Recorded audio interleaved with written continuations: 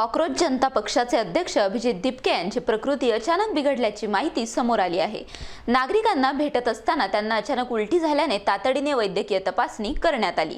घटनेनंतर उपचारासाठी डॉक्टर विशाल लहाने हे अभिजित दिपके यांच्या निवासस्थानी दाखल झाले असून त्यांच्यावर वैद्यकीय उपचार सुरू आहेत। सध्या डॉक्टर त्यांच्या प्रकृतीवर बारकाईने लक्ष ठेवून असल्याची माहिती देण्यात आली आहे।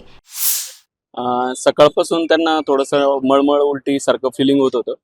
थोडंसं एन्झायटीमुळे आणि थोडंसं असे स्ट्रेसमध्ये असल्यामुळे त्यांना सारखा त्रास वाटत होता। तर थोडं सकाळी 2-3 उलट्या झाल्या त्यांना, थोडंसं एक लूज मोशन पण झालं त्यांना।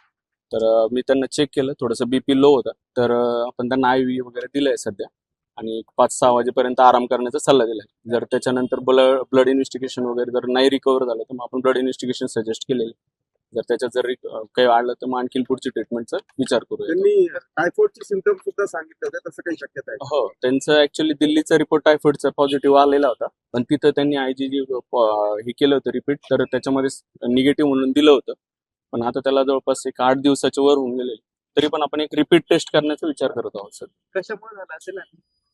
काय गॅस्ट्रायटिस आणि मुख्य लक्षण वाटतंय थोडंसं हायपर ऍसिडिटी, आणि त्यामध्ये आपण आता यात सध्या तरी तेच विचार करून, कारण फिवर वगैरे काही नाही, फक्त बीपी जो आहे थोडासा 160 वगैरे होतं।